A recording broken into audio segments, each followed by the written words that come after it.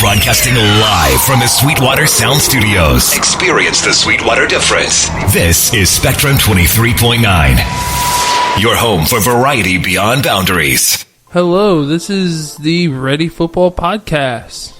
I'm your host, Logan. I'm Brennan. And we are back with another greatly packed show. We got week 1 down in college football.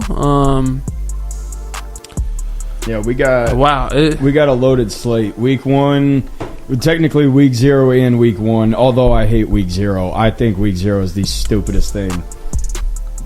I think everybody should just start week 1, but I'm going to digress there. We're already starting the show. I'm not going to start off problematic. We're not about to do that. Thank you. But we do got week 1 kicked off Saturday. Pretty much every team played. It was. A lot of it went as expected. A lot of it did. Yeah. A lot of expected blowouts. A lot of really non-competitive games.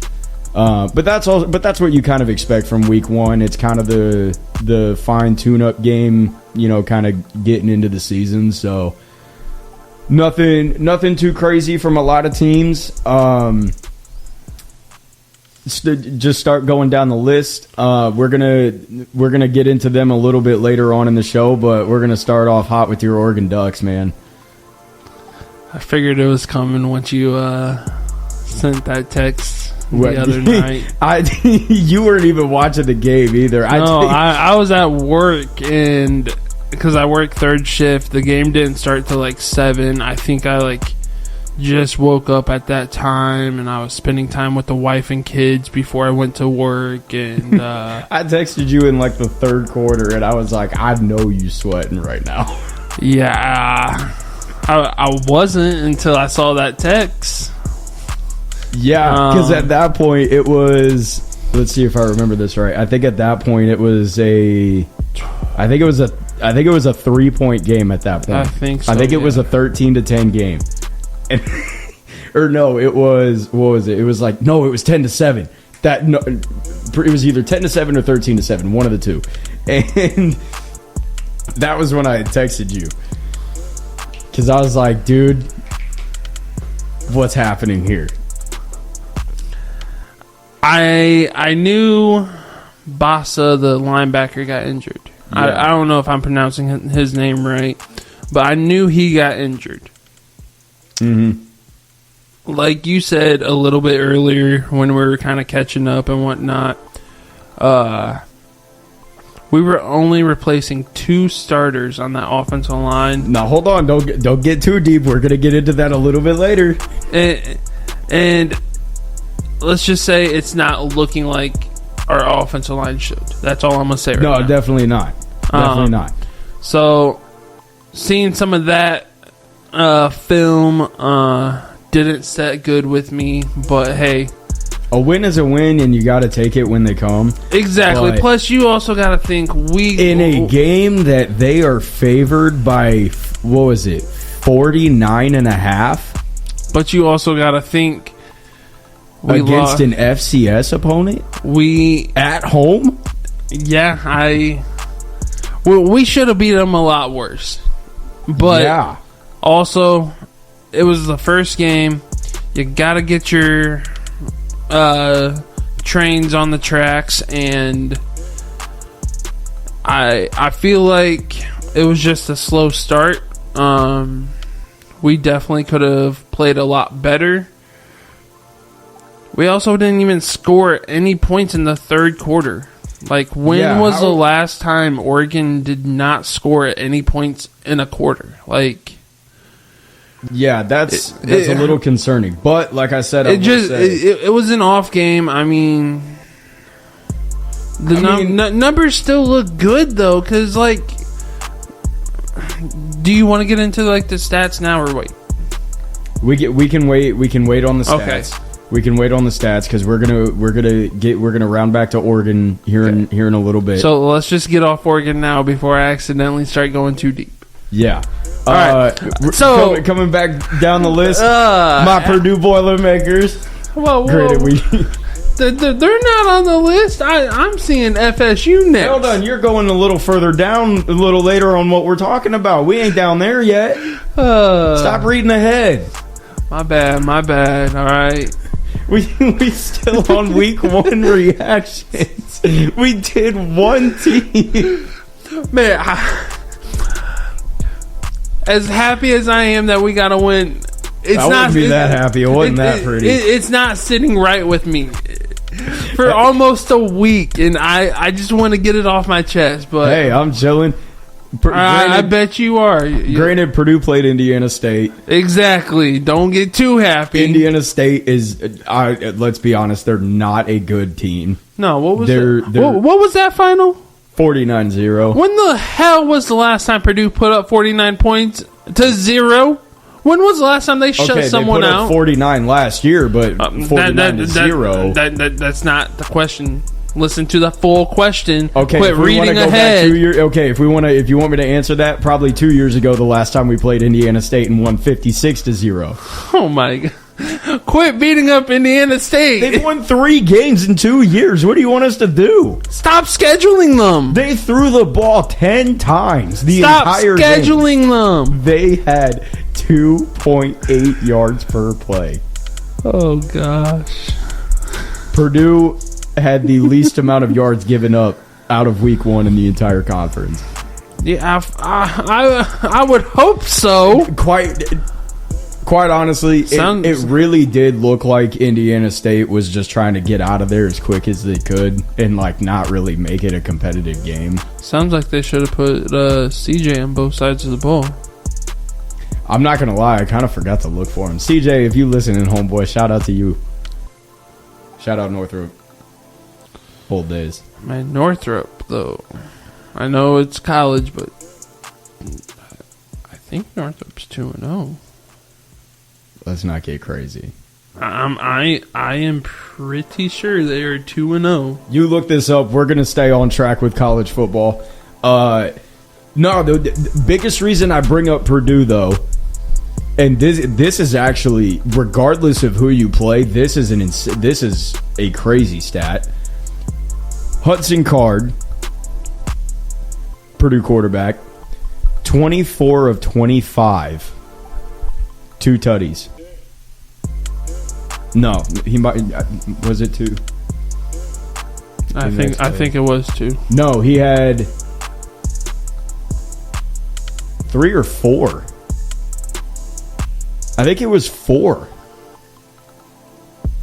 Because he had one to Max Clare on the opening drive. I remember this because I was at the game. He had one on the opening drive.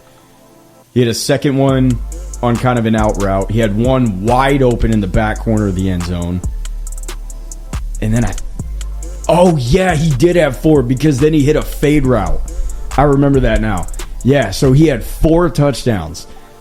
1 incompletion the whole game. 96% completion percentage. That tied the FBS record.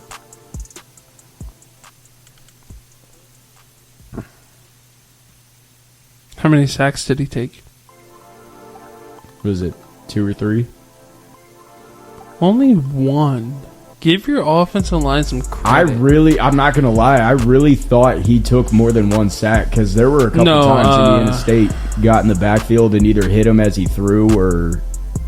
No, he only took 1 sack, and then you guys sacked Ryan Brownie or whatever once. Hey, he went 6 for 10 though, so not really saying a lot when you throw the ball. Is that your guys' backup? Yeah, that's our backup. Ryan Brown. So he got sacked once. So you guys gave up 2, but just 2 1 on the day, 1 to Hudson Card, 1 to Ryan Brown. Yeah, like you said, 24 out of 25, 273, 96%, average 10.9, 4 touchdowns. And Purdue averaged just over 8 yards per play, too. Yeah. I mean, Damn. Granted, we're talking about Indiana State, and, you know, I don't want to discredit anything, but... Having 2 running backs in the 80-yard mark One of them went for was it a 79-yard touchdown or something 60. Like that? 69-yard touchdown. Nice. He had 3 carries, 83 yards, averaged 27.7. Mr. Elijah Jackson. 7 for 7 scoring. So, yeah. Very successful day for Purdue's offense and defense. And this is exactly... And Hudson actually, he got the ball out to everybody. Yeah. Because, 5, 4, 2, 4, 2, 2, 3, 2, 1, 2, 2, 1. And that's the other thing is not only was the ball distributed and all the receivers got involved, all the receivers from a physical standpoint look like Big Ten receivers. They look big and they look fast. That was the receptions for all of them, with the tight end having the most at 5. Exactly. And we still even have one of our starting receivers on the bench. He didn't even play on Saturday. Even the yardage for receiving is right there, because you have Claire at 71, and then 59, 47, 30, 27, 23, 21, 20, 16, 13, 5, and 3. Yeah. That's about as good as you want, and then 4 different receivers had a single touchdown. And especially if you're a Purdue fan, this type of game was pretty much what you expected to see. You expected this game to be pretty much a dress rehearsal. Let Hudson... If Hudson Card plays the entire game or into the fourth quarter, there might be a problem. But... I think he subbed out halfway through the third or something, so nothing crazy. But you expected this to be a dress rehearsal. You expected them to come out and handle business like they did, especially coming into their week 2 bye week, which I'm not a big fan of. But in terms of scheduling, and especially because of COVID, Purdue kind of had their hands tied with that. So now they come into week 2 bye. They get all of their starters that they missed last week healthy. And then they come back next Saturday to a sold-out Ross-Ade against a top 5 Notre Dame team. Yeah. And I'm not going to lie, after watching the game between Texas A&M and Notre Dame,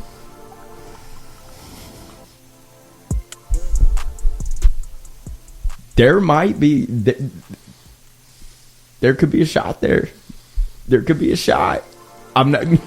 You could say it's the black and gold glasses, but watching and I know the opponents are different in terms of Indiana State and Texas A&M. Very clearly understand that quality of opponents are very different. One's on the road, one's at home. But just watching the overall play of week 1 and watching the quarterback play, and granted, Marcus Freeman's defense is elite. Yeah. They're going to cause problems. I cannot wait for next Saturday. That Purdue Notre Dame game is going to be amazing. You going to reach out to our old boss? Hell no. Even if you guys win, you're not going to try to rub it in his face a bit? No. That ain't worth my time. I got other Notre Dame friends that I'll be busy rubbing it into. That one I cannot wait for.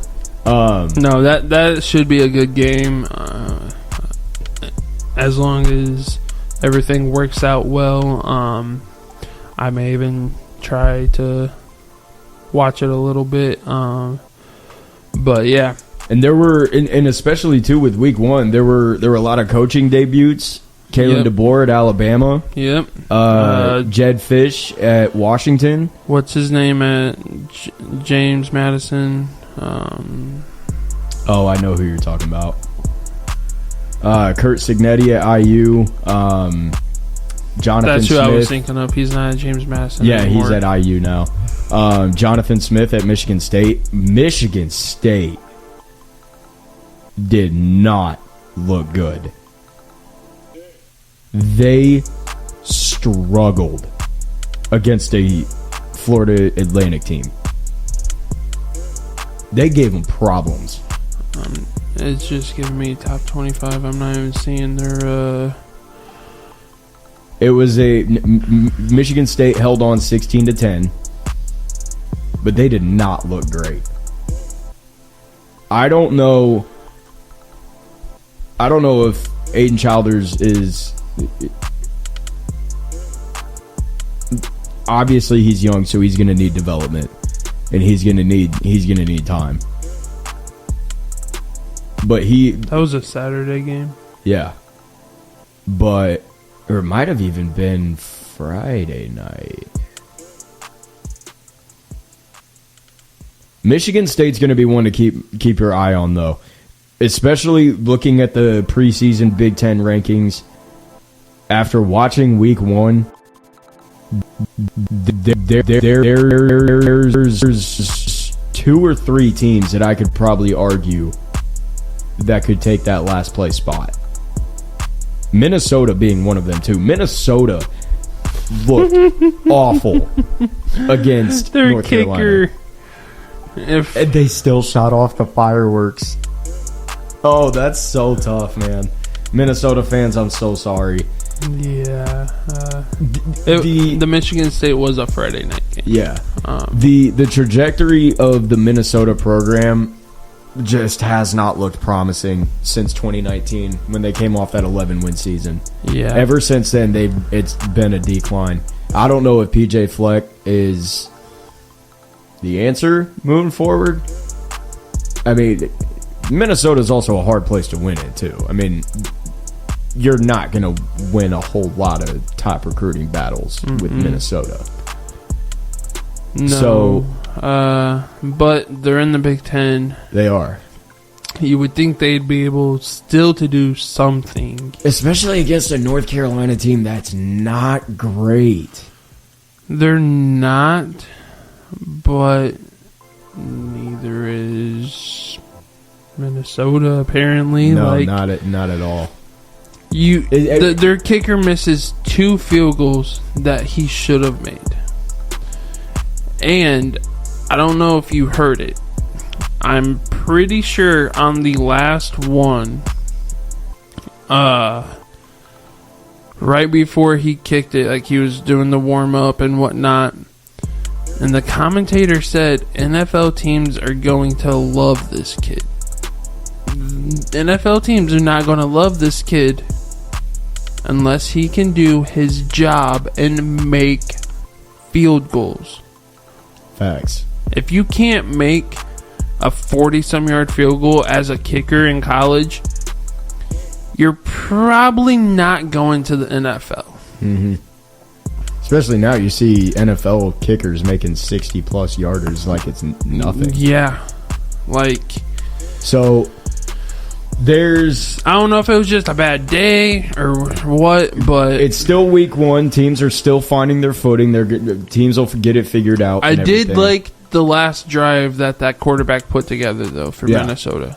That quarterback could possibly be something if he gets some kind of weapons around him. Definitely. He was making some good decisions on that last drive, got the team down quick, got them set up for what should have been an easy field goal, I feel like. It wasn't too far back. It was like a, 30-some, 40-some yard field goal? Yeah.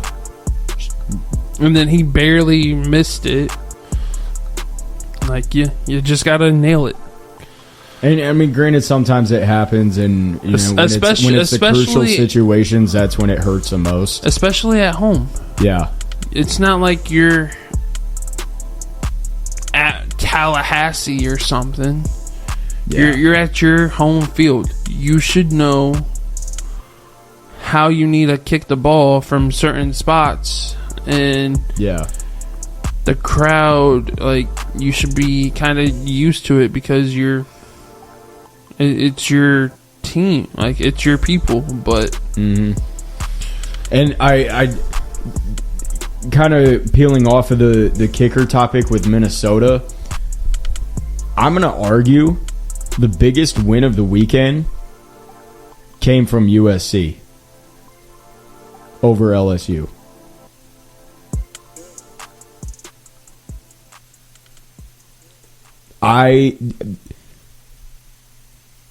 that win is going to send shockwaves through the sport this season. That is going to hang monumental in the stretch of the season coming towards the end, because now you talk about USC being a playoff contender. And you remember what I said a couple weeks ago, Lincoln Riley defenses have always been allergic to tackling and giving up the big play. That did not look like the case against LSU. No. Did you see the interviews afterwards from... Brian Kelly punching the desk. He said, "We need a finish." I'm like, no shit. It was there for you to win. Definitely. And you just, I don't want it. Go ahead and get this touchdown. Did you see that one catch for that first down, the one-handed? He mossed it between two defenders and then bobbled it on the way down. That sounds familiar, but I can't say for sure. Nasty. It was nasty. USC. I think USC. I have USC on some high upside this year. I didn't watch this full game, but how about that UCLA and Hawaii game, dude? Dude, UCLA is easily probably looking like the worst team in the Big Ten right now. And I know I just said there's probably 2 or 3 teams I could argue, UCLA being one of them. Oh my God. UCLA, get off of USC, I know. man. UCLA is honestly probably taking that spot for me. They looked awful against Hawaii. They still got the win, but they needed a last-minute field goal. 16-13 against Hawaii, which it was so sloppy. What was the game I fully watched, and it was a good-ass game. What game was that? You can keep talking. I'm looking through this list trying to figure it out. Are you thinking of the Florida State game? Boston College game? No. Oh, we're about to get into that too. No. So, you know what? We might as well. Let me kick my feet up. Florida State, you're on the clock, baby. Oh, man. Seminole fans. What happened? What happened? First, Georgia Tech. I can maybe understand Georgia Tech, playing in Ireland. You got the jet lag and everything. But losing at home to Boston College?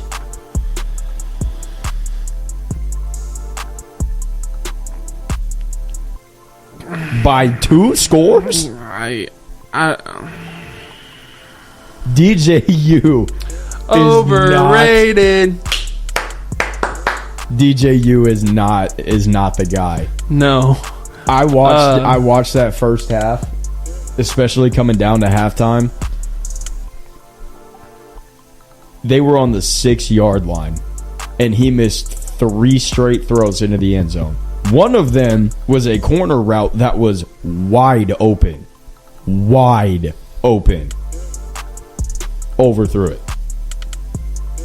So they get down to the 6-yard line twice and settle for 2 field goals.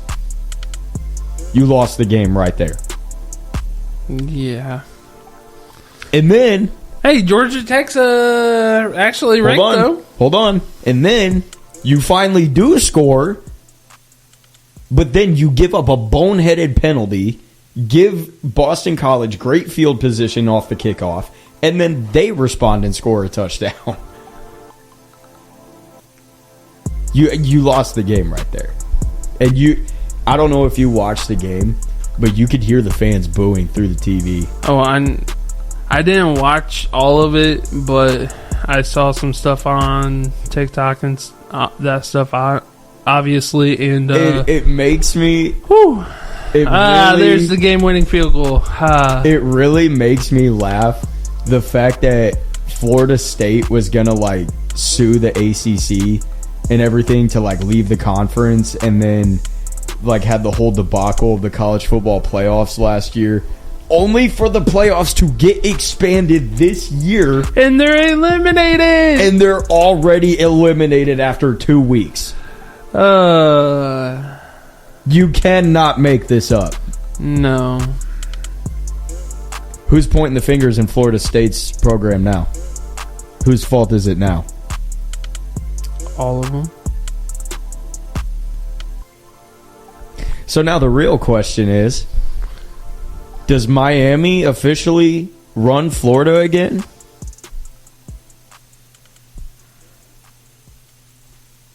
I don't see why not. They're breaking people's legs with spin moves. Talking literally. He took this step, and then you just see that leg go straight out, and he falls. Like, I know that's not funny, but like, how rare is it to actually see someone break a leg after getting a spin move on them? You see that move done all the time. All the time. In the freak accident, he tries to go follow the dude upfield, takes a step, and then just falls because he can't move. Like, no, it's like, and I hate to laugh at it. Me too, but it's also just like, how? Exactly, how? How did that happen? Granted, like, freak stuff like that happens in football all the time. All the time, but how? More importantly, how does Florida put up a performance like that against Miami? And Florida's a team we're going to be getting into here in a little bit, so we're not going to dive too deep. But wow. Florida, we've got some questions for you. And your coach. All I'm going to say about that is I did see something about their quarterback being injured, so they have a freshman in now. Oh, DJ Lagway. I had seen that he won the job in camp, and they still started Graham Mertz. Yeah, I don't know. I did see something, though, that Mertz is out with injury, so Lagway is under the helm now. Yeah. But yeah, man, I don't know. That game was just something. The game I watched, and it was a good game, was actually the Vandy and Virginia Tech ending in overtime. Vandy with the upset. How about that?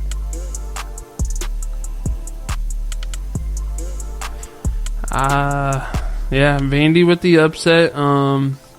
It was at their house, so they did kind of have the crowd with them. Yeah. But 34-27 in overtime against Virginia Tech, which, I mean, that's go Vandy. Yeah. No one was even, I think, expecting them to get a win this year. Like, if they're an SEC team, can you call that an upset? I'm still calling it. Yeah. It's Vandy. Yeah. It's Vandy. That's a really nice win for them, though, to open the season. It is against a decent quality ACC team.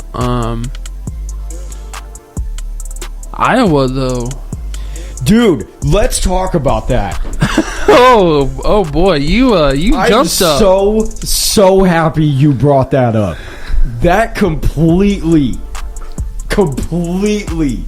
was not in my head. Kirk Ferentz was not on the sidelines for week 1 when they played Illinois State. What you read? Nothing. I was just looking at a couple notifications, trying to get some stats. Go ahead. Kirk Ferentz not on the sidelines for week 1. Self-imposed ban for recruiting violations. And most notably, Brian Ferentz Their offensive coordinator. No longer with the team. Fired. The most inept offense in college football. They had... The Big Ten put up a stat during the game. One of their receivers caught 2 touchdowns. I think it was in the third quarter. He caught 2 touchdowns in the game. 2022 and 2023 each, both years, 2 touchdowns by Iowa's receiving corps. 2 touchdowns in 2022 and 2 touchdowns in 2023. And then they had 2 on Saturday. Yeah, they I've seen baseball games have higher scoring outcomes than Iowa games. Me too. But the fact that they put up 40, and then that defense showed out and got a shutout. You know Iowa's defense is going to be stout. They especially against Illinois State. Illinois is not even that good. Like, we can't expect a state school besides Mississippi State. But the fact that they put it, Kirk Ferentz got to be asking some questions now. And granted, I'm not going to take anything away from it. They looked amazing. They looked really good. And that is what everybody has wanted to see from Iowa's offense. Everybody has wanted to see them be somewhat productive. They have had their offense statistically the last 2 to 3 years has been near the bottom in almost every statistical category in terms of Division I. Out of like 134 schools. Like, they are at the bottom. So seeing their offense take this step, this gives me some high upside for Iowa this year. Iowa could, if their offense can maintain the level that they played with, Iowa, they might fuck around and possibly sneak their way into some New Year's Six bowl again. You think if they can continue that offense, and we know they're going to have a good defense, they always do. Yeah. If they can keep this offense up, I'm not saying score 40 every game. No, definitely not score 40 every game. But if you can get production to where even if you can average 20 something, you think there's a chance that they could possibly make a run in the Big Ten championship? They were in it just a couple years ago, weren't they? Yeah, but now we're talking an expanded conference. Now we're talking 4 more teams being added. 2 of them definitely powerhouses. I'll argue 3 of them that you could argue as powerhouses that could compete for that contender spot. I'm not sure. To throw Ohio State, Michigan, and Penn State in there. I'm not sure how. So you're already sealed off You've already sealed off the first 6 spots of the conference. So now you're pretty much fighting for 7th place. Okay, so from this point, week 1, it's hard, but you got Oregon, Ohio State. I'm not throwing Michigan in there. Not yet. I'm not throwing... I don't like their quarterback system that they got right now. I'm not throwing Washington in there. Yeah, I want to get more. See more from them. So far we only have Ohio State and Oregon. Who else? I'll throw Penn State in there. They looked really good against West Virginia. Really good. I would still like to see more. West Virginia. 100%. West Virginia really hasn't been great or good since the Geno Smith and Tavon The real Austin. test for me for Penn State and whether or not they're going to be contenders is that game against Ohio State. Yeah. James Franklin and his tenure at Penn State, they have ran through the conference and they have ran through their schedules, except for when it comes to Ohio State and Michigan. Those are the two teams that James Franklin has struggled with more than any other team in the conference. That game against Ohio State is going to be the tell-all to me if they are going to be solidified contenders coming down the stretch of the season this year. I have faith in them. I have faith in Penn State. Drew Aller looked really good against West Virginia. But can that quarterback play sustain? Yeah. I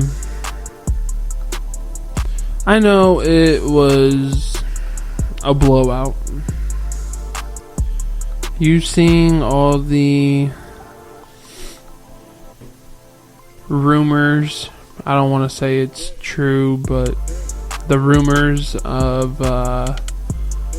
Ryan Williams from Bama. He's the receiver, number 2.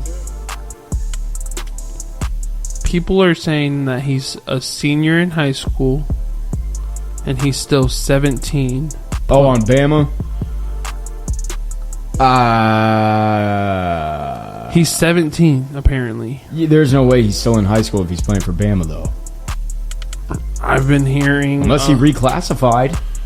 I'm hearing a lot of things that he is, like, Bama's cheating because they have a high schooler playing receiver for them.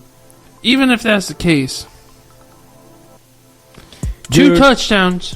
If anybody would be cheating, it would be Miami with their 9th-year player.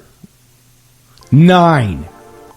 2 receptions, 2 touchdowns, 139 yards, averaging 69.5 yards per catch.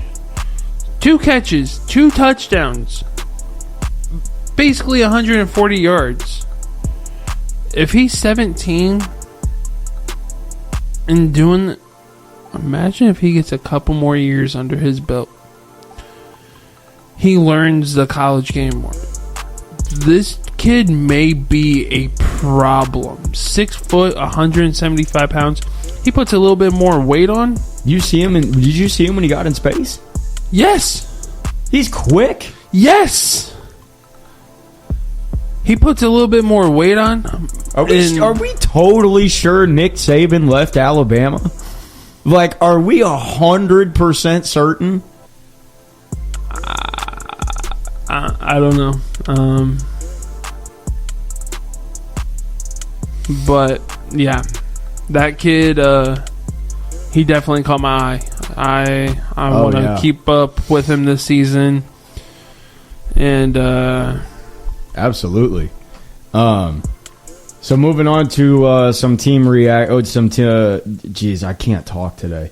Some team overreactions. Yeah, how does that feel? It's usually me that can't talk. Yeah, no kidding. So we got some team overreactions, and we said we were getting back into them a little later on in the episode, and here they are coming round back. Your Oregon Ducks overreact? Yes or no? I say no. We got our feet in the water. You need to explain this to me. And you need concrete evidence as your backup. It was our first game, obviously. Everyone's first game. Yeah. We were getting our feet wet in the water. Yeah. Yeah, we struggled. But, I mean, our numbers still look good. Dylan Gabriel did still look good. He put up numbers. Well, so he went 41 of 49, 380 yards, averaging 7.8 per attempt. He had 2 touchdowns. I want to see the QBR rating go up quite a bit. It's only a 56.3. But, I mean, we also rushed for 107 yards rushing. And that's even with minus 26 rushing yards between Dylan Gabriel and it just says team. Who the fuck is this? 3 carries, -3. Alright, whatever. But with at least minus 23 rushing yards from Gabriel, that'll go up. So and I'm willing to bet sacks are attributed to that. So I would assume so, because it says 3 carries, minus 23 yards. He got sacked 3 times. Our offensive line didn't look that great. Our defense, I'm watching that clip right now. Our defense allowed them to pull off the fucking reverse flea flicker. He was wide open, walks into the end zone. So our defense needs to definitely step it up a bit. But with that being said, and I kind of touched base on it earlier,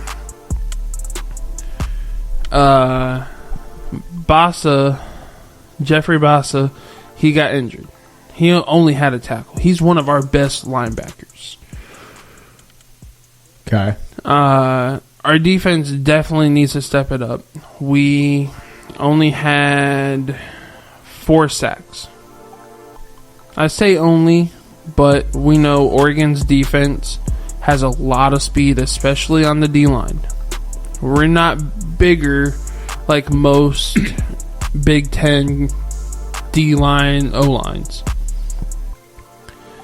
But we have more speed than what those Ohio State, Michigan, Penn State teams have on their offense or defensive line. So that's what we need West Coast speed is real.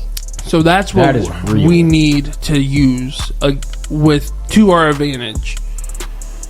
Because I know that I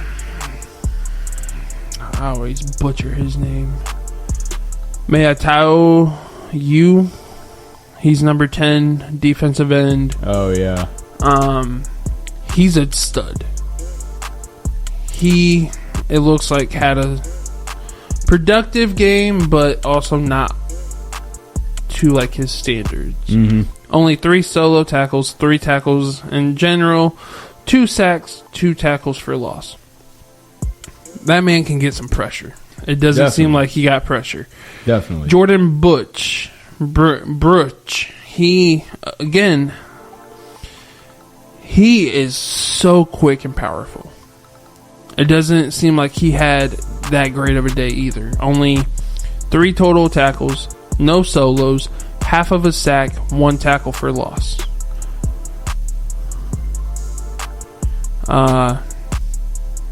So our defense needs to get going. Definitely. Because if you know anything about Oregon, we usually also score the ball on defense. We didn't have a single defensive touchdown. And also, like you said earlier, you did not score in the third quarter. Exactly. When was the last time that happened? I don't even know. I can't recall. I'm sure I could look it up, but I'm honestly kind of just being lazy right now. I will look it up before the end of the show, though, before we're done with the overreactions. I am over.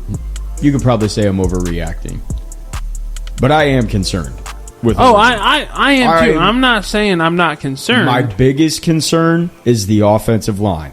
Yes, offensive line and defense. 2 starters being replaced from last year. One of them being their center, which that's a big key. That is a huge key, and I can touch on that. The center is pretty much the quarterback of the offensive line. Yeah, I can touch on that so many ways because I did play center for a little bit in my playing career.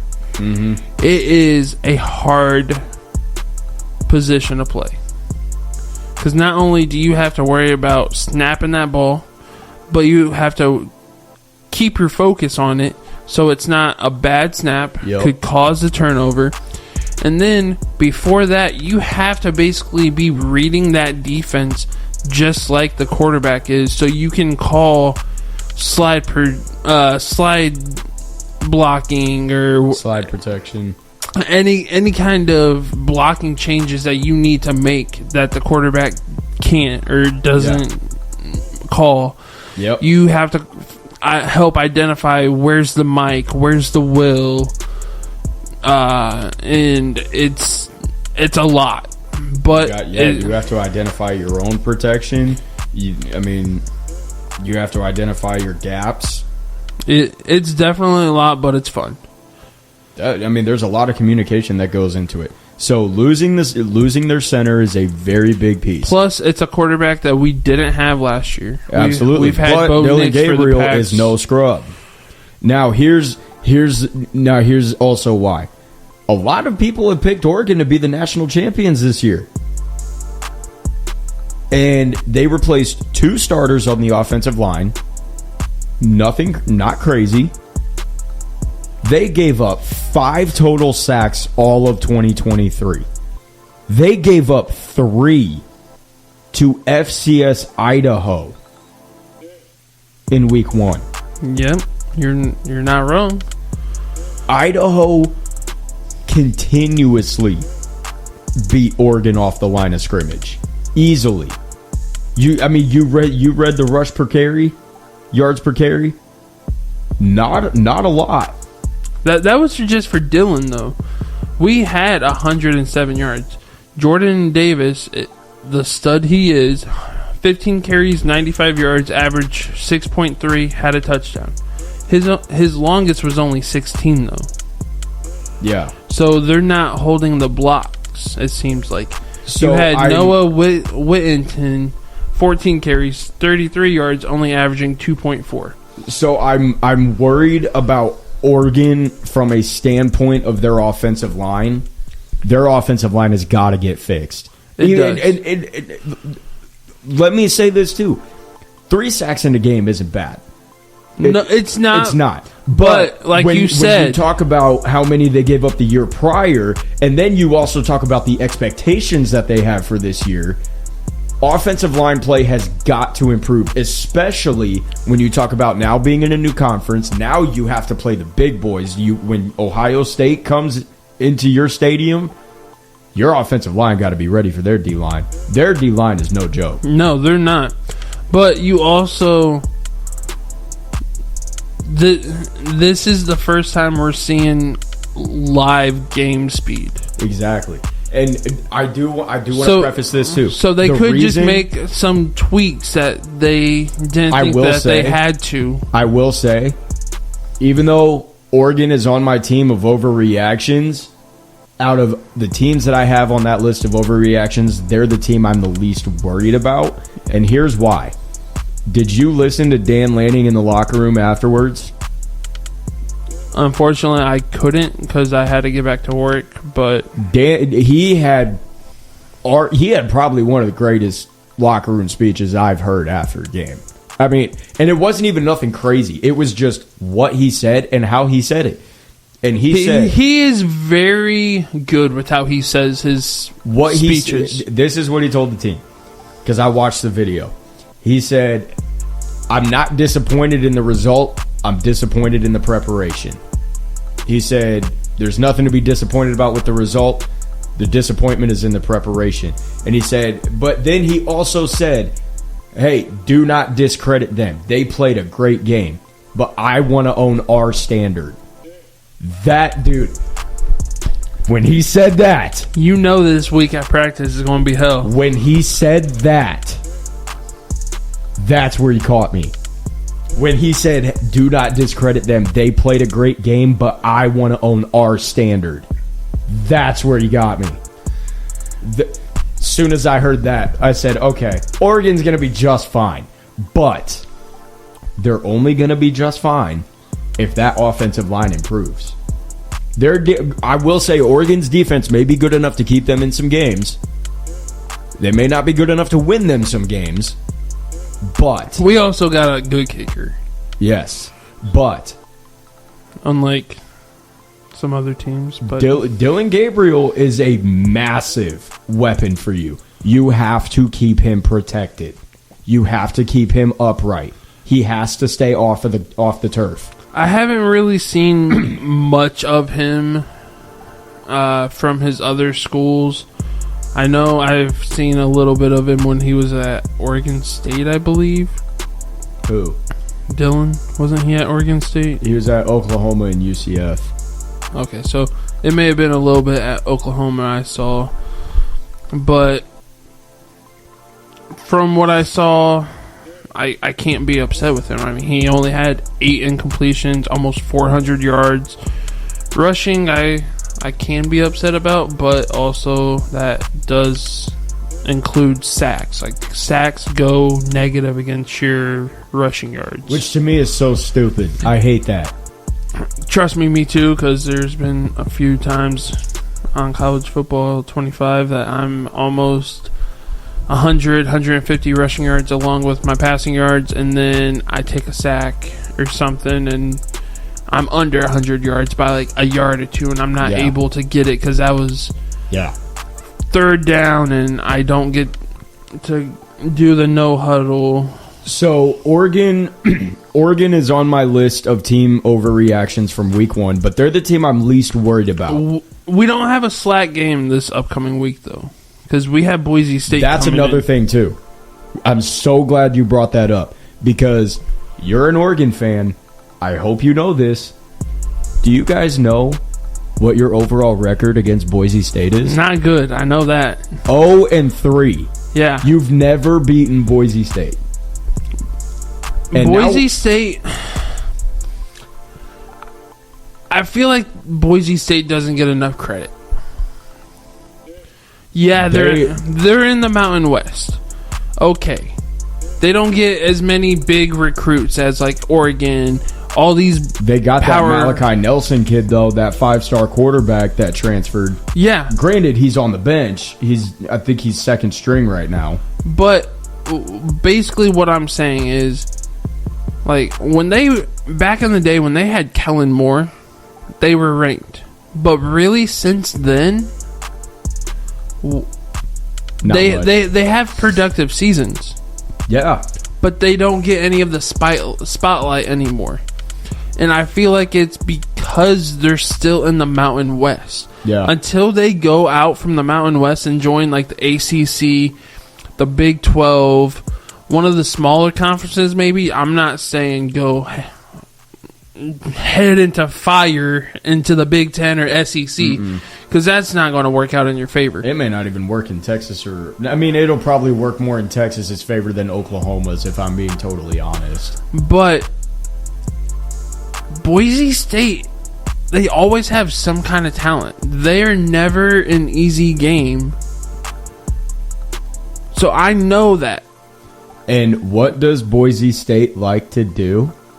They like to crowd the line of scrimmage. So your offensive line better have fun. Yeah. And they better get it figured out this week at practice quick. It says the line is minus 19.5 Oregon.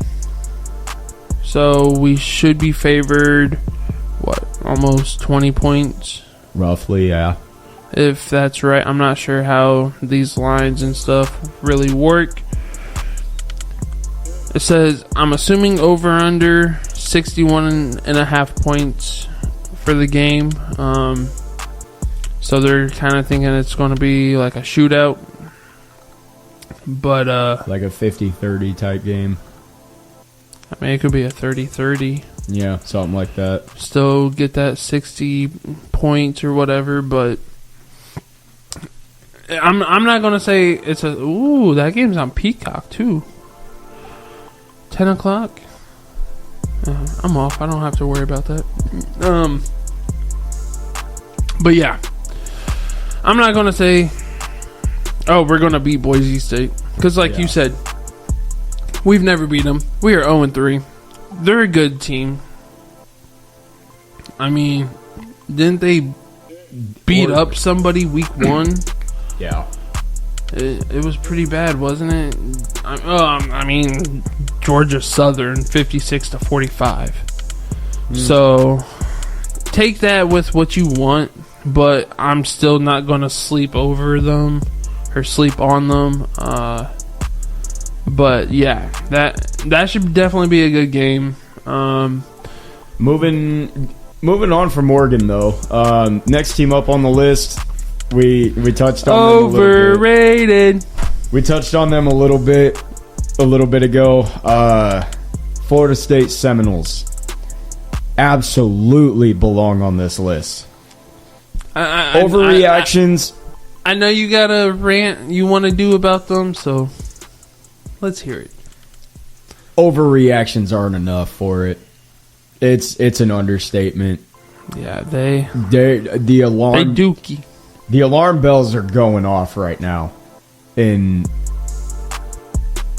Florida State's camp. It's Georgia Tech week 0. Sure. Chalk that one up. You cannot come out the next week at home and put on a performance like you did against Boston College. And now, granted, let me say, Boston College may be really good, and we just don't know it yet. I mean, they're what's his name? Their quarterback, Boston College's quarterback.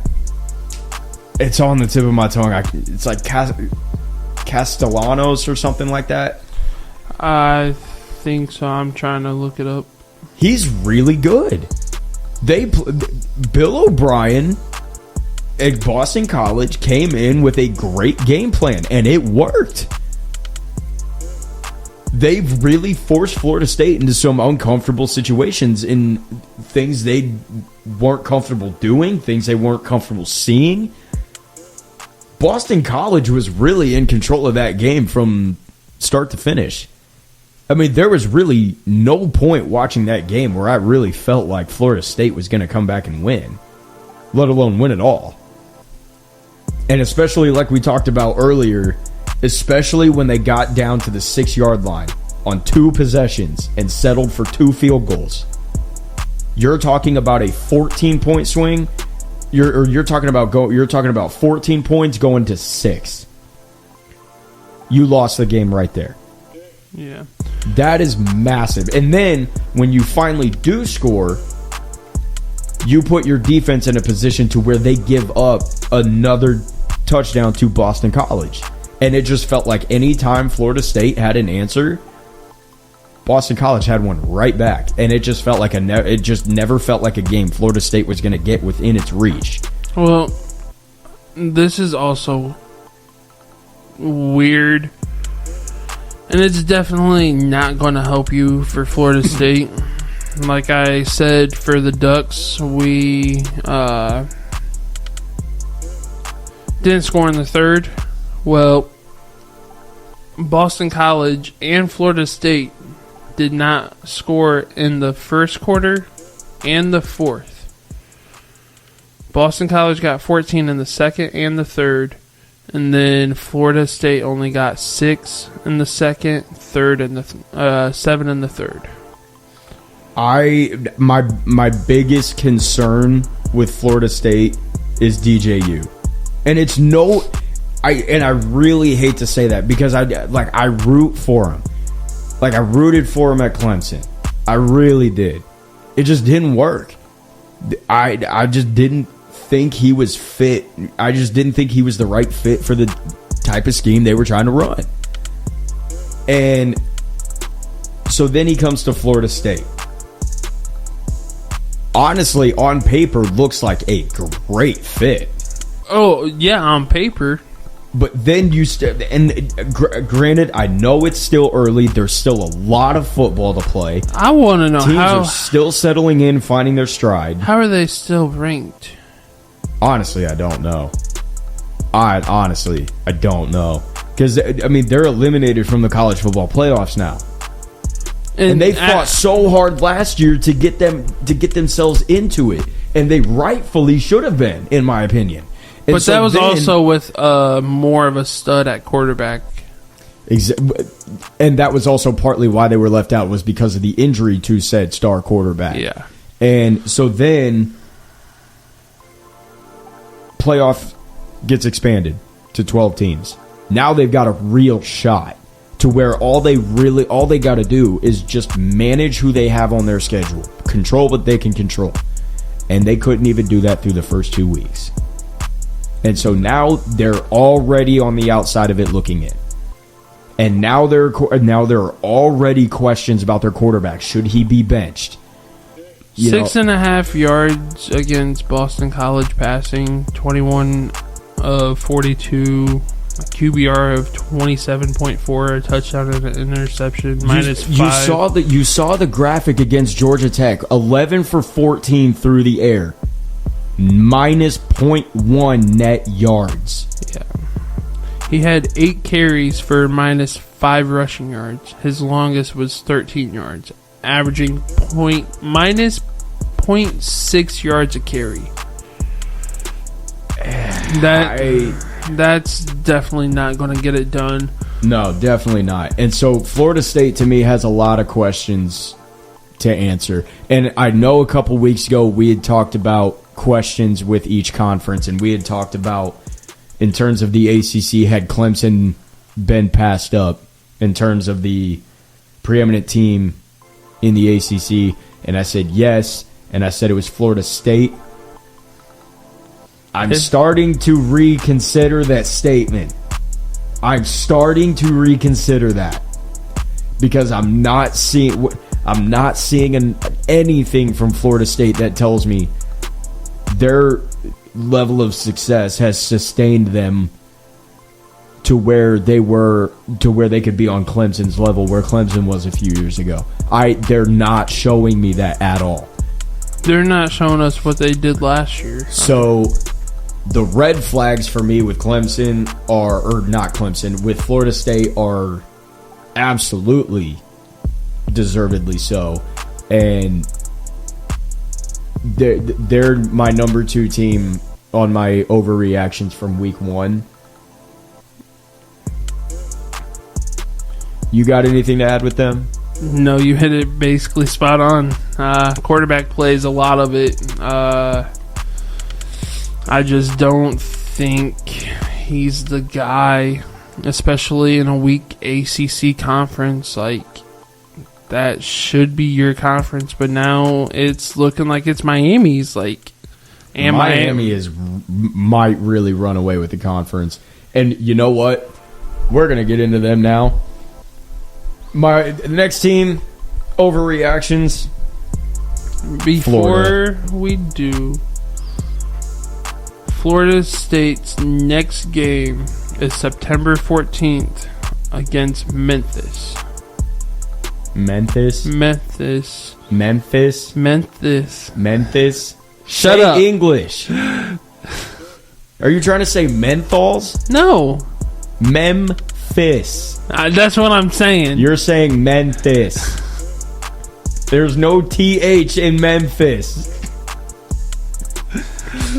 Oh my God. And then after that, they have, I don't know. Florida State may not have a game after that. All the other games are saying TBD. I'm not kidding you. Turn the monitor around. The next game that has a date and time is November 9th against Notre Dame at 7:30. October 18th, against Duke at 7 o'clock. And then it goes back to the next week after that, against Miami, October 26th, TBD. They have dates, but they don't have times. Anyway. I can't turn this around, but I will send you a picture of it really quick. Anyway, next team up on the list on overreactions, Florida. Florida is... I don't know where to start with Florida. Help me out here. Do you think I know? Yeah. They said that Lagway won in the camp, right? That's what I had seen. But they still brought out Mertz, and then apparently Mertz got injured, and now Lagway's playing. I don't know. And to get blown out 41-17, and then Miami players are trying to Are chirping at your recruits? and then sitting on the Gator statue, riding it outside of the stadium. Hold on. Because I had seen this earlier just before we started recording.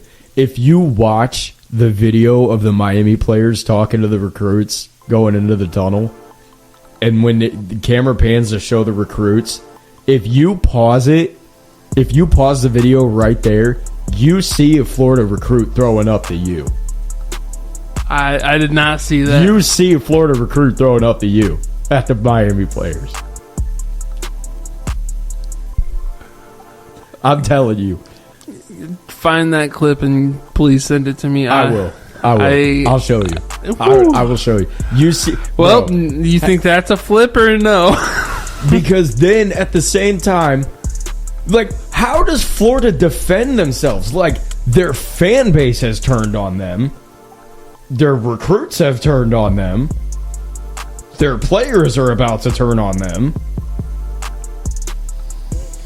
Once multi-year power team running college football, running the SEC to basically Florida State level. Wild. Florida and Florida State's gonna go so crazy at the end of this year. This is about to be amazing. This is about to be like watching 3-8 IU and 3-8 Purdue last year. Oh. Two dumbasses fighting. Even that game doesn't have a time. November 30th, TBD. They won't announce the kickoff times until closer to the actual games. They don't even have a time for Charleston Southern. They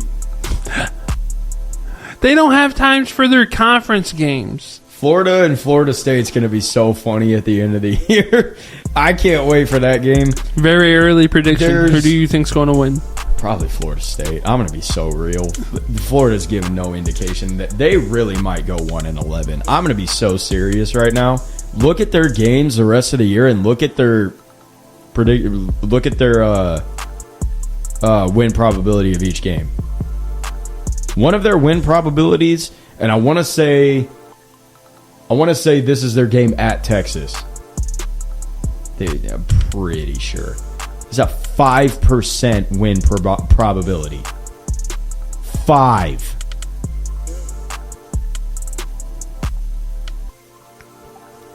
Okay. No, all right. Florida really might go 1-11 this year.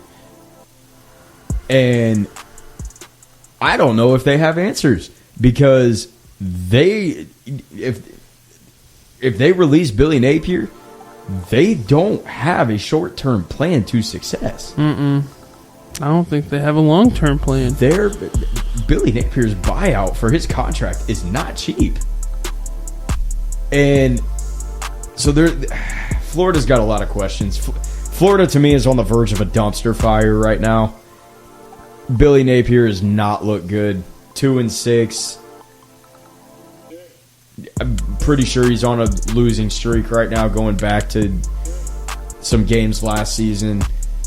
A lot of questions with Florida. There's nothing. I haven't seen anything about them from week one that gives me really much optimism, except for DJ Lagway. He looks like he could be a stud with them as long as he stays protected. So Florida's got a lot of questions to answer. Right, probably a lot more than Florida State does. I'm gonna keep it a buck. I think they've got more to answer than Florida State does. So overreactions absolutely justified with Florida. Next team, go blue. Michigan, overreaction to week one Fresno State, yes or no? Hold on, you caught me trying to find the stats because I was not able to see any of that game. It wasn't a game. It was a beatdown. One team played a game. 30-10. The other team got killed. 30-10. Honestly, I would have expected Michigan to put more points up. If I'm just being honest. Here's the thing, though. I don't know if you watched the game. I did not see any of it, no. That score is nowhere near indicative of how close that game was. So it was a messy game. Fresno State kept that to... Let's see. It was 10-3 at halftime, 13-3 at halftime. And then it's 13-10. It was 13-6. Nope. Try again. It was. Hold up, I gotta remember this now. It was 10-3 at halftime. Yeah. Michigan. Michigan got a field goal in the third. Fresno State did not score. Yeah, it was 13-3. 13-3. Fourth quarter, Fresno State obviously got a touchdown, make it 10. 13-10, yeah. And then Michigan got 17 in the fourth. So yeah.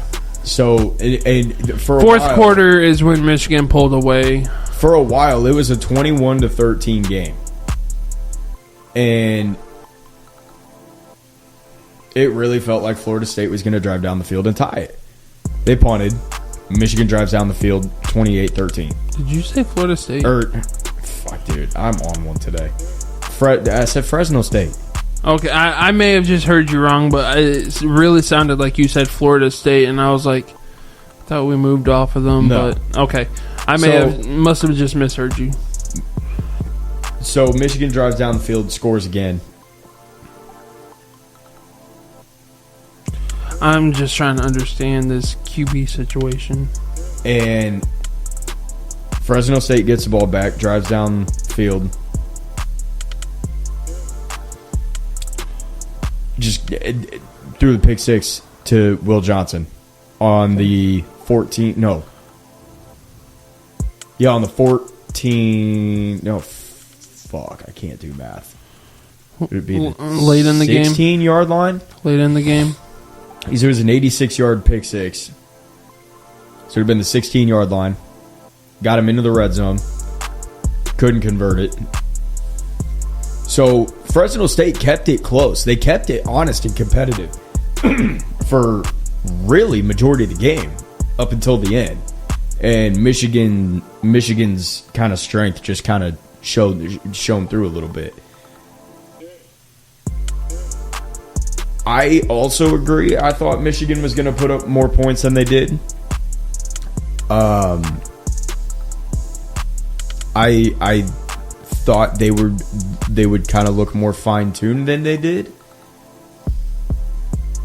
And especially because all offseason I'd heard Michigan's identity is not changing. They're going to stay who they have been, which is pounding the rock, winning at the line of scrimmage, and just utterly dominating on that sense. And because they hired within the program, all offseason I heard their identity is not changing. We are who we are. I heard that too. And it did not look like that. It did not. So, granted, Fresno State is no push-around team. I'm going to be real. You know, because they ended up beating you guys last year in a very good game. They did. I'm just very confused. Yeah, their quarterback system reminds me a lot of what Purdue it reminds me a lot of what Purdue did in 2017 and 2018 when they ran the two quarterback system. They ran Elijah Sindelar and David Blau, and they alternated quarters pretty much, or they would alternate drives. Because Davis Warren, 15 to 25, 118 yards, average of 4.7, touchdown, interception. I don't like the interception. Everything else seems decent. Alex Orji, 1 for 2, 3 yards, touchdown. But then you go rushing, and Fresno State locked Edwards down. They did. He only had 11 carries for 27 yards, averaging 2.5 yards a rush. Yeah. I don't know who this Mulligan's kid is. 15 carries, 92 yards, 6.1 average. Then Alex Orji again, 5 carries, 32 yards, averaged 6.4. You had Sajim Morgan, 1 rush, 9 yards. Davis Warren, 1 rush, -9 yards. 148 rushing yards. That is not the Michigan from last year or past couple years that we know, because if so, they would have had about 300 yards rushing. Yeah. Yeah, that just doesn't look good. Not gonna lie though, I did see the highlights from the tight end of Michigan. Colson Loveland. Dude, He's a dog. He is a dog. he may be one of my top favorite tight ends in college football behind Ferguson, and I know that's a little biased, but Ferguson is also a dog. And then we also have Justin Herbert's brother as a tight end, and he doesn't really get much playing time, but he's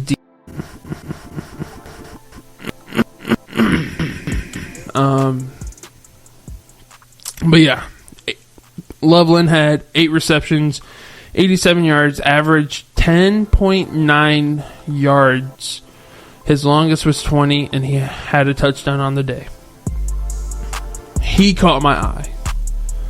He may have to, from the looks like, carry this team. At least the offense. So, Michigan, it doesn't seem like they're the same Michigan that we know. But, I'm trying to see who they have next. They got Texas, remember? Oh, yeah, Texas. Game of the week. I guess we'll see how they do against Texas. And It's going to be a great game. This is going to be a great game. if they lose to Texas, are you more worried about them then? Because they'd be on the verge of possibly being eliminated from the playoffs already. But also, Texas is a really good team. They're ranked 3rd to Michigan being ranked 10th. So I would probably say yes, just also because of the fact it's at the Big House. And crowd plays a factor. it does, but I think Texas is just going to pull that game off, honestly. If Michigan comes out and plays like they did last week, if I were to bet on the game, I would probably put my money on Texas. I probably would too. They just got a lot of speed, and it looks like they're just a lot better team right now. So Definitely. Moving on from Michigan, I have Ohio State on this list. Not as much as the other teams. I know the final score of the Akron game is a little indicative of it being 52-6. That first half, though, was just really suspect to me. I didn't even get to see it. Ohio State only put up 17 points in the first half. Let's just take a little gander, huh? It was... Granted, I didn't watch a lot of the game. I think I saw maybe 2 to 3 minutes of it because we were on the drive back from West Lafayette. Mm-hmm. So didn't watch the full game. Watched the highlights of it. Ohio State's defense is good. They are really good. They are Ohio State. Now, I talked about Oregon's defense maybe not being good enough to win them games. Ohio State's defense is good enough to win them games. Yeah. There's no question about that. They've always had a good defense like that, though, so I'm not really... For the most part.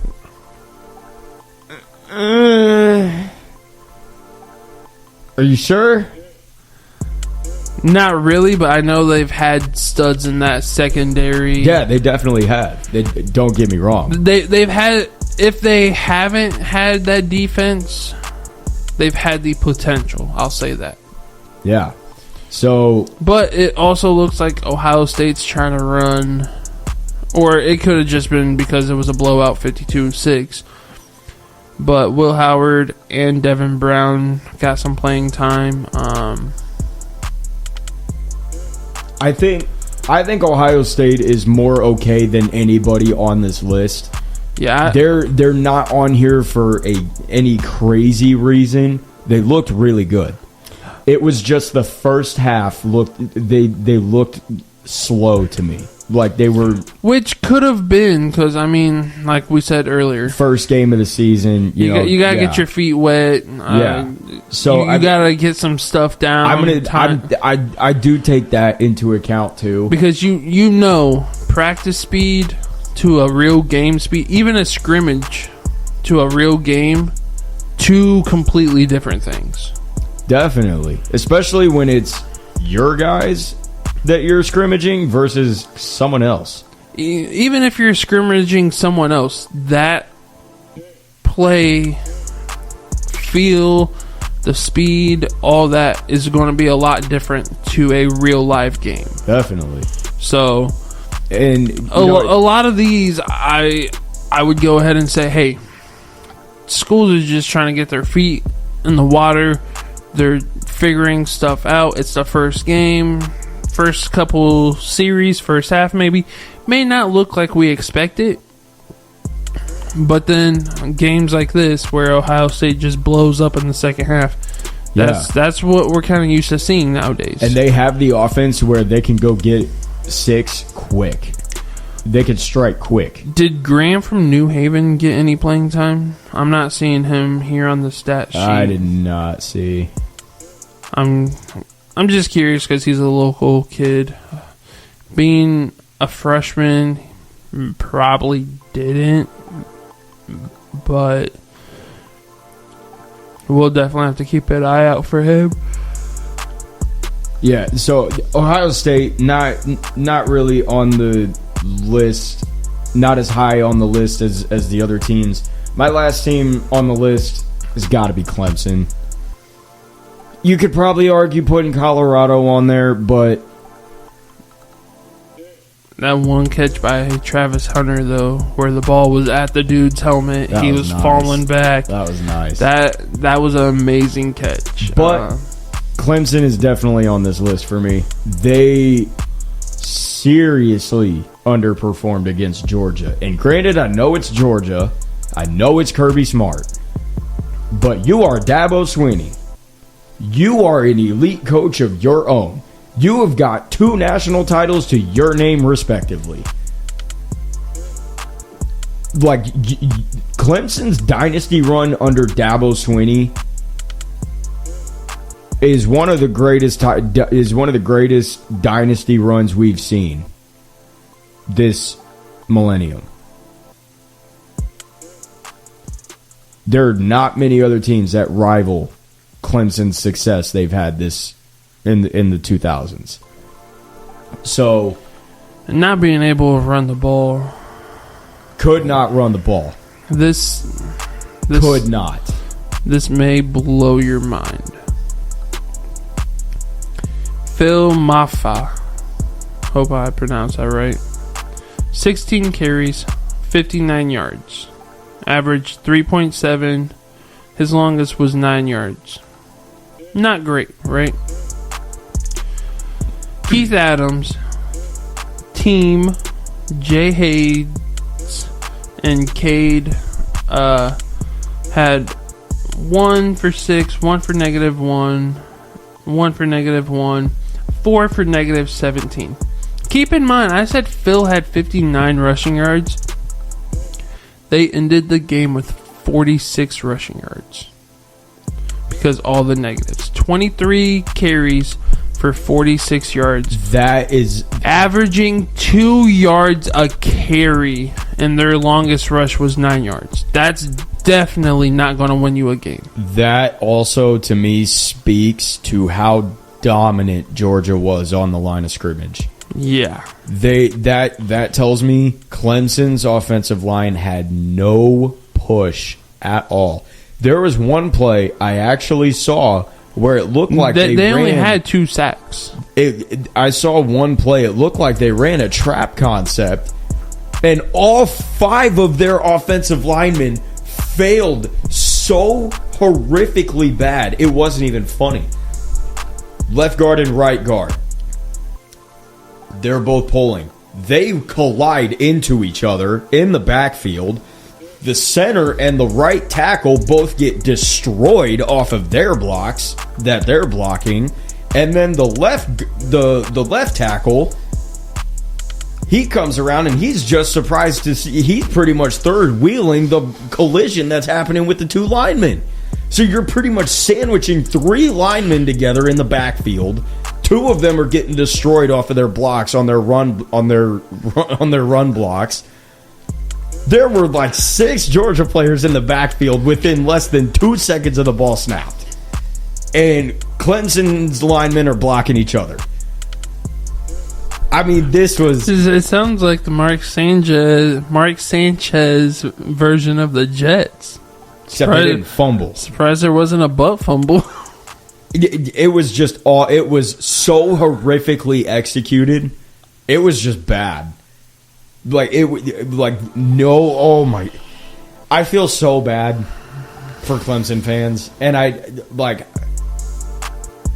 know Clemson, I know they're not coaching this. I know they're not. No college team is coaching this. So there is a lack of execution somewhere. And I'm even going to say this. This is also falling on Dabo Swinney's inability to go into the transfer portal. Dabo Swinney has, you've seen it, he's refused. He's refused to go into the transfer portal. Cade Klubnik, he's a good quarterback. I'm not sold on him. I'm not sold on him either. I've seen flashes. I've never heard of his name until this year, and I'm just not a fan. I've seen flashes. He's made good throws. He just doesn't have the consistency. And Clemson has not been the same since Trevor Lawrence and Deshaun Watson. And so when Trevor Lawrence and Deshaun Watson were the quarterbacks at Clemson, it was really, best way I heard it put, it was masking a lot of the bigger problems that Dabo Swinney had, because as soon as Trevor Lawrence walked out the door, those problems came to surface. Because Trevor Lawrence wasn't there to keep him at bay. And so now, Clemson does not look like Clemson. No, they do not. And I will agree with you that Lawrence and Deshaun, it definitely seems more likely that they helped cover some stuff up with Dabo Swinney. But like you said, he's one of arguably the greatest coaches in college football. He's first ballot Hall of Famer. There's no question. It should not be like this. No. Good coaches adapt to great coaches adapt to the times. Dan Lanning even said it. He said one of the things that he feels makes a coach a great coach is a coach's ability to adapt. Well, yeah, because you got to think, you also have all these different young men coming from different parts of the United States, different backgrounds, different lifestyles, and to get them all to be on the same team, all to be on the same goals, you have to adapt. You have to adapt to how each kid is, or each young man is. Yeah. And just know how to motivate them, how to talk to them, how to get them hype. And you can't just treat every young man, kid the same. I know there were some kids when we coached that wanted us to coach them hard. There were other kids we couldn't coach hard. Couldn't coach at all. So you just have to be able to adapt. And some kids, young men, whatever you want to call them at this point, since they are kind of in that weird age that you don't know if you should call them a young man or a kid still, because they're still learning a whole bunch. But absolutely, yeah, you just gotta adapt and get used to the new times. I mean, recruiting's a lot different. You can't just go on recruiting. Like you said, you have to go in the transfer portal now. Yeah. You have to do all this. You have to recruit the players you still have so they don't leave. Absolutely. So I mean, you have to have a foundation as a successful program, and your foundation is your players. it's the model that you set down and the goals that you put, and you just got to make them work. So yeah, absolutely. But I think that's gonna do it for team overreactions. I would say, let's see, you got 6 of them. I'd say 4 legit besides Oregon and Ohio State. Yeah. They're the 2 that I'm least worried about. And then I would probably have to say Michigan.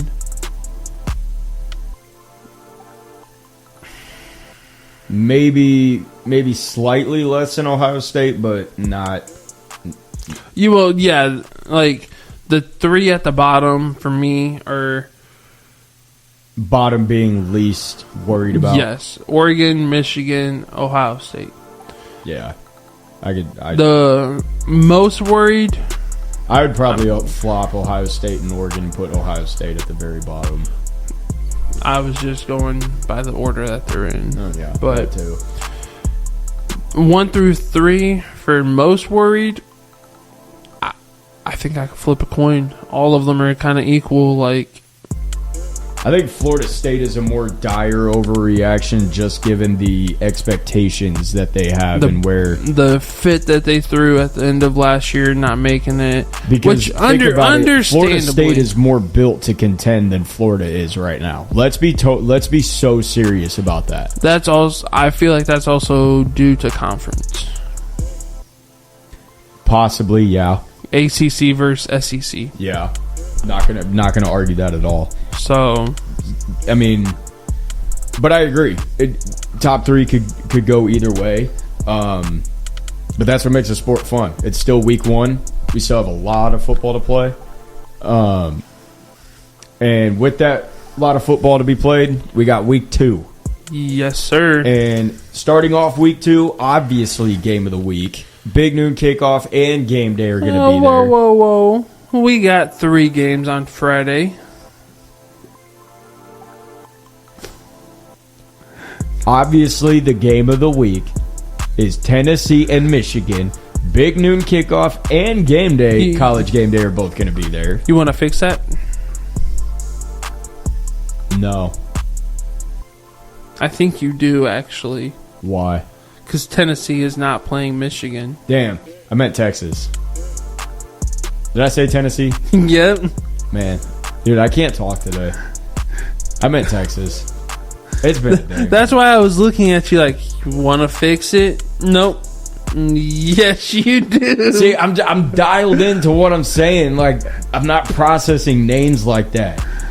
Yes, I meant Texas. Texas and Michigan, Texas big and house. Michigan, yes, at the big house. Big noon kickoff and college game day going to be there. Obviously, game of the week. No question about that. I think you and I are both taking Texas in that game.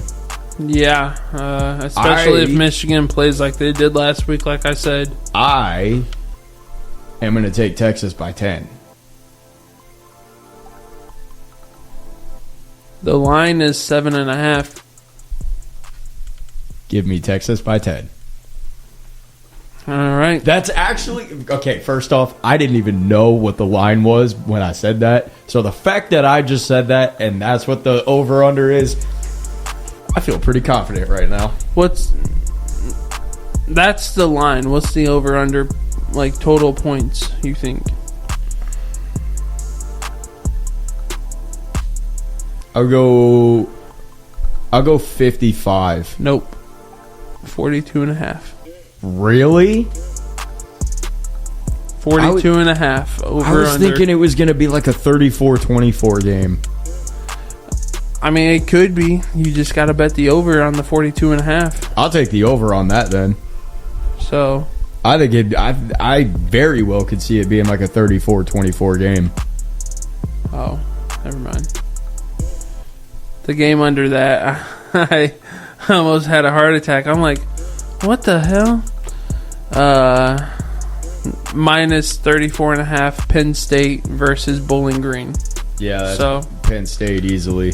And the over-under for that, though, is only 48.5. yeah, I wonder who's got most of those. Well, from the line being 34.5, I would say Penn State. I could be wrong. No, another week 2 game, Oregon and Boise State that we just talked about. Yeah, we've basically covered that game. I am gonna pick Oregon in that. I'm gonna take Oregon to get their first win against Boise State. I'm gonna give Oregon the spread, which is, I think he said like 19, right? It was like 19.5 or something like that. Yeah, 19.5 over under 61.5. I'll give Oregon the spread. I think Oregon will cover. I think it's a new week. I hope so. I'll pick Oregon to cover. I hope we're actually over and make a statement that, hey, last week was just a fluke. We're back. Go Ducks. Now the big time week 2 game. This is the game I'm probably most excited for this weekend. You ready for this? If you say it, I can find it.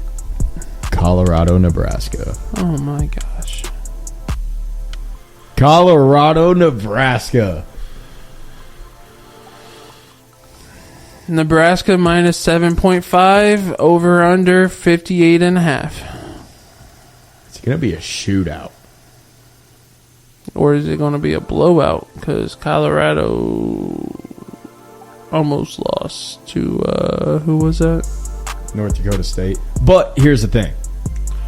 And plus, we got mini Patrick Mahomes, which found something out. He's not wearing 15 because Mahomes. Yeah, he looks like him and all that. Kind of plays like him. But I heard something that he wears 15 for Mr. Tebow. Fair. I respect that. One of the greatest quarterbacks I've ever seen play college football. So he may look like Patty Mahomes, but that number 15 is for Tebow. But here's and the thing. I can kind of see that play style. But here's the thing. He needs to be more You're talking physical. about... Sure, as great of a talent as he is, and I'm not saying otherwise. You're still talking about a true freshman making his second career start against Deion Sanders, Shedeur Sanders, and Colorado. Granted, 4-8 team last year, I know. But let me say, and I've said this, there were games last year that could have gone either way for them. Both sides of the coin. Colorado, and I will say, game is at Nebraska this year. They got the Big Red's going to have the sellout, no question. You know how big this rivalry is for Colorado and Nebraska. I don't. It's a figure of speech. No, you don't actually know. You didn't play in it, but like you know how big of a rivalry it is. To be honest, I didn't even know they had a rivalry. What do you want this podcast for? Do you not watch college football? What the hell? I do, but Colorado and Nebraska usually suck, so I don't pay much attention to them. I mean, unless Oregon's beating up on one of them, but Oregon and Nebraska is always wow. Jesus Christ.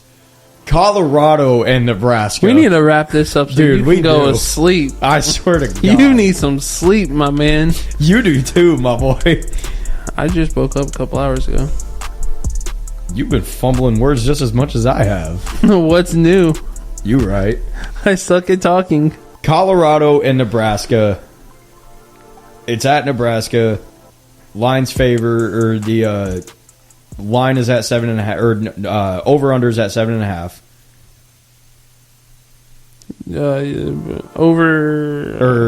I got something else pulled up to help my argument. So the line is at 7.5.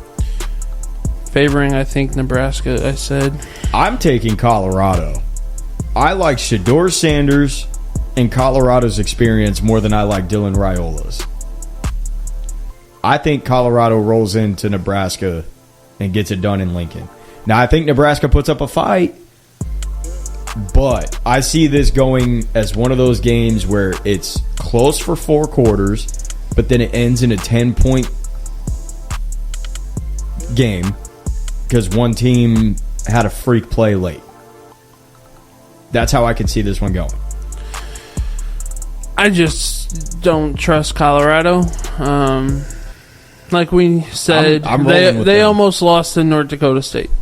Hey, North Dakota State is probably the Alabama of the FCS. So come on now. They allowed just under 300 passing yards from North Dakota State. North Dakota State had 157 rushing yards compared to Shedeur Sanders doing everything with 445 passing yards, and they only had 59 rushing yards. If you can stop the passing game or slow it down and not allow him to go 26 for 34, 4 touchdowns and an interception, averaging 13.1 yards a pass, they're very, very, very, very, very beatable. Oh, they definitely are. Now, something I did completely forget about. I think his name is Eddie something. The son of, I know you probably don't put this together, but I saw a clip of him getting a talk. He's like number 55. He was getting a prep talk from his dad. His dad is WWE Hall of Famer, I believe, Bill Goldberg. I did see that. I did, yeah. I didn't see him play at all, but I don't know. I don't really feel like they have anyone on defense besides maybe Shiloh, Travis Hunter. It looks like whoever Trevor Woods is, he had 10 total tackles, 6 solo.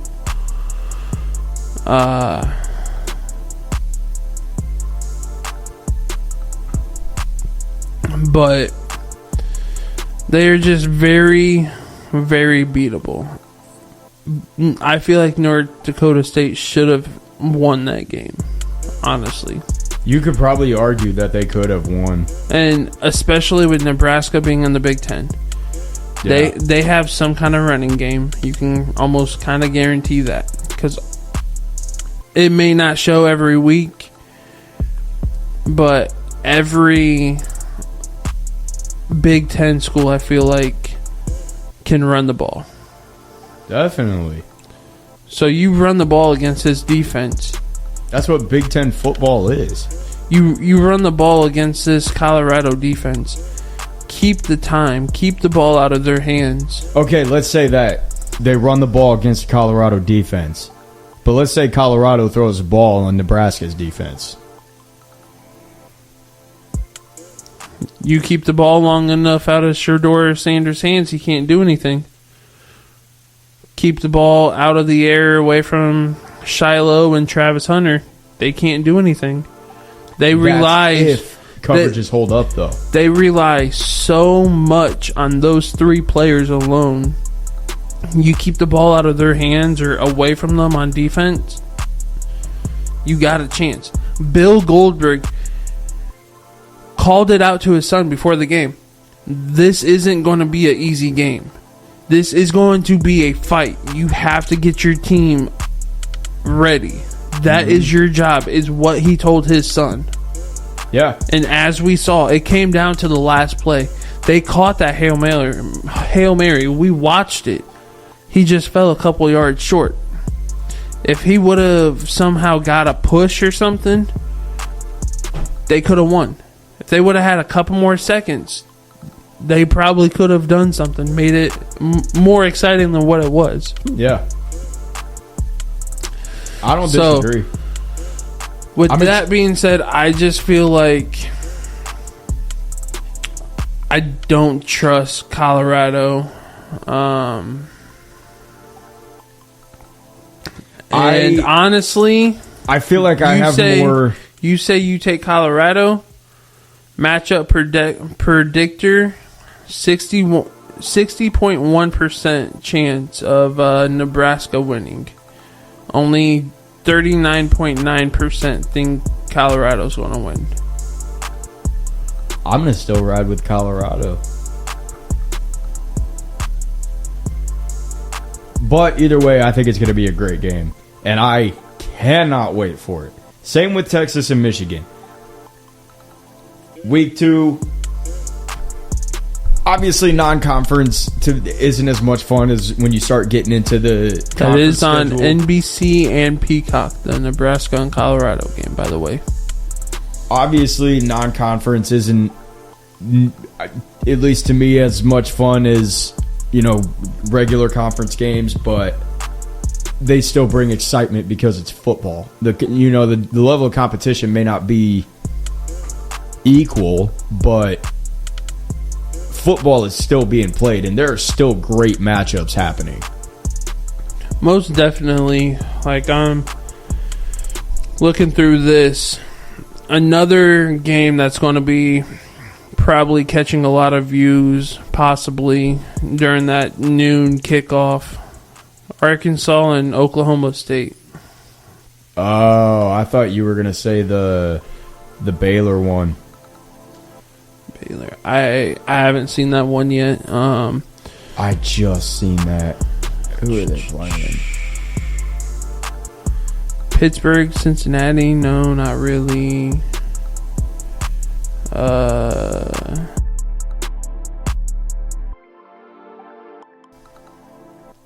Utah and Baylor at Utah. And we got the Cyhawk, Iowa State and Iowa. Yeah, I just saw that. Kansas and Illinois is going to be a sneaky good game. Auburn and Cal, South Carolina, Kentucky. Tennessee and NC State. Oh, yeah, that's going to be a good game. I'm going to take Tennessee in that one, though. Yeah, there's going to be some really good games this weekend. Even some good lower D1, like James Madison. They're going up against Gardner-Webb, but East Carolina, Old Dominion. I saw Kansas State's going up against Tulane. Tulane's been pretty good the past couple seasons. Mm-hmm.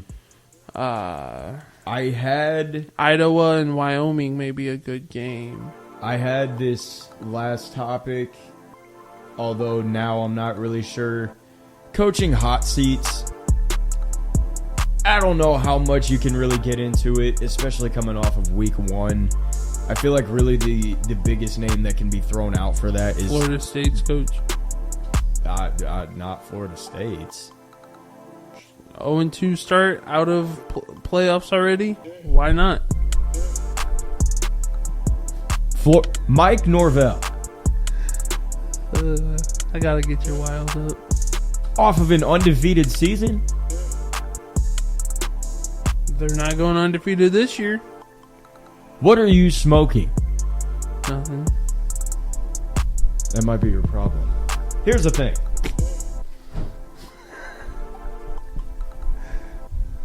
Absolutely not Mike Norvell. There's no possible way he's on the hot seat. Especially with like how we just talked about Florida State's program in its entirety and where they're at is in a much better spot than where I was about to go on that list. And go with their rival, the Gators. Billy Napier. I mean, yeah, I could see that too. Especially after the press conference when he had that cheap shot at the fans. The moment the coaches and fans turn on each other, it might as well be over. It might as well be over. There's no coming back from it. Mm-mm. Billy Napier's play calling is very vanilla. It's very predictable. They've struggled to develop and recruit. They don't beat the teams that they should beat. I mean, Billy Napier is...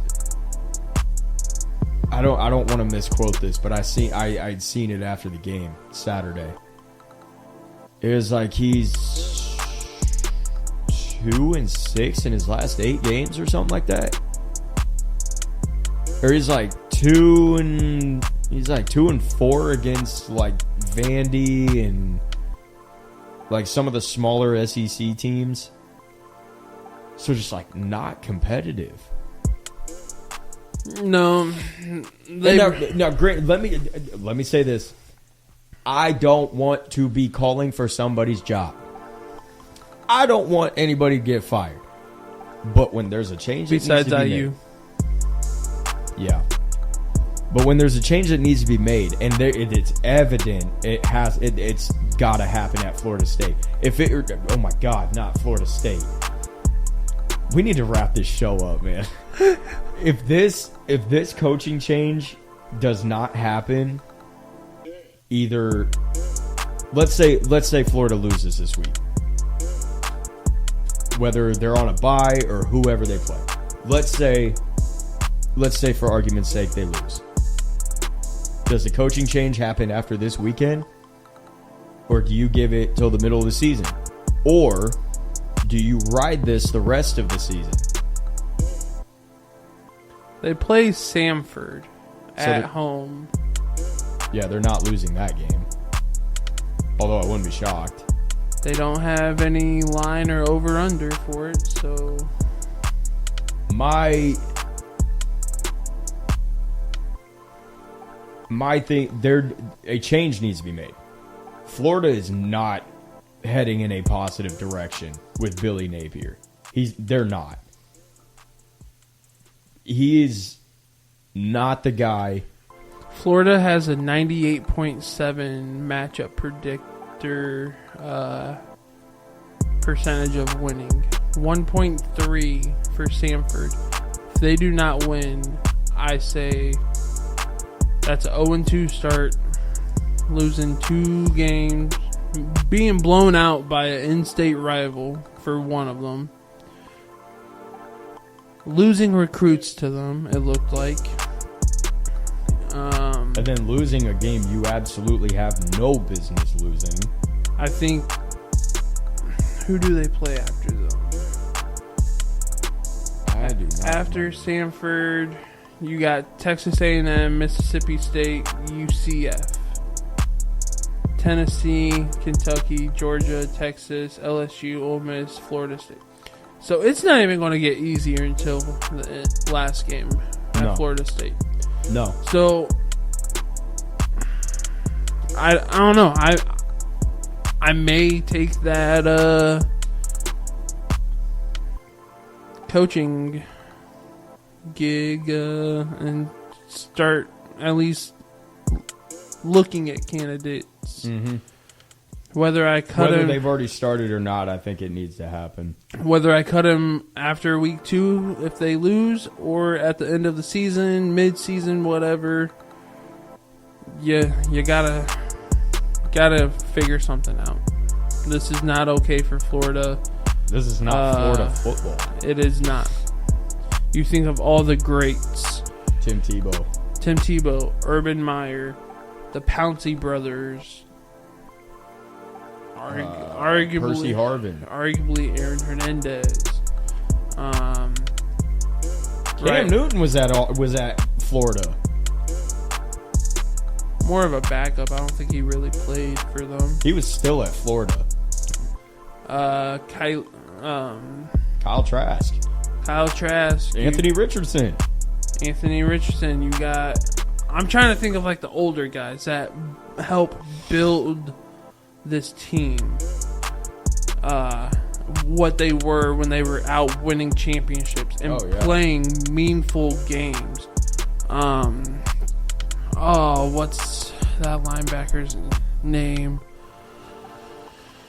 They had quite a few studs at linebacker. Mm-hmm. Fuck, what's his name? He was in the documentary of the Swamp. I forget his name. Real long dreads. Oh, I know who you're talking about. I can't think of his name. He played in the NFL. And like back then, Florida was like they were like Alabama, Georgia now, having multiple first round picks. Yeah. Like, this is not Florida Gator football. Every single one of those people that I just named off, or we are thinking of back when they were winning the SEC almost every year, competing for national championships, they have got to be sick to their stomach. Yeah. And I'm not going to lie. What's happening at Florida to me... What's happening in the whole state of Florida besides Miami? It's wild. It's really wild. It's still early.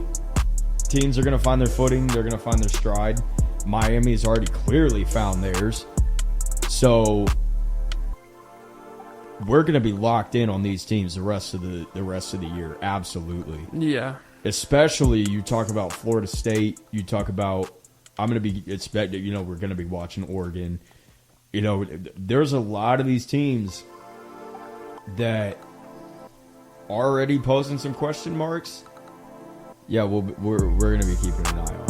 And because we're going to be keeping an eye on, that means we're going to be right back here every week. So, Boyd, when's the next show? Let's see. Because football season's here. Meat of our content. I was supposed to be off this Monday, so it should be next Thursday. Next Thursday, we'll be back here to recap.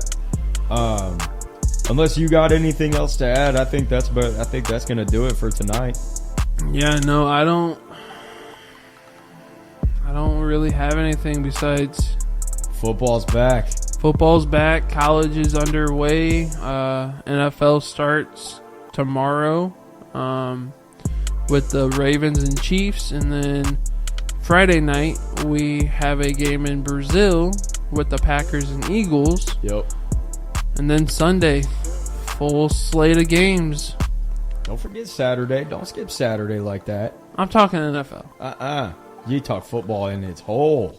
We already know we have games on Saturday. We just covered them. Yeah, we do. So why would I retouch up on that? Because you can't skip Friday to Sunday. That's not how the calendar works. When I'm talking NFL, I can. And then I was going to go back and say, basically, from tomorrow to Tuesday, it's going to be nothing but football. Because we'll have Monday Night Football. We'll have football from Thursday night, like I said, the Ravens and Chiefs. We'll have Friday Night Football in Brazil, Packers and Eagles. We'll have college on Saturday. And honestly, Friday night, I think I saw Thursday night maybe. I'm not sure. We'll have more NFL all day Sunday. We'll have 1 or 2 Monday night games for the NFL. Yeah. Take a break Tuesday, Wednesday. Thursday night football again. And we're right back here to recap all of it. Yes. So next week, tune in.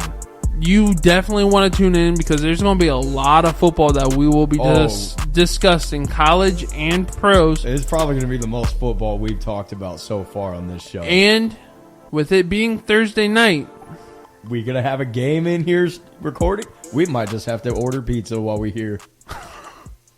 I'll leave that up to you. You bringing the Modelo's? I don't even think I've ever had one of those. I don't really drink. I'm not a drinker. It just never. You got to when it's football season. Dude, I may have a single beer once a quarter, like, of the year. I'm not a fan of it. Like, that's fair. To each their own.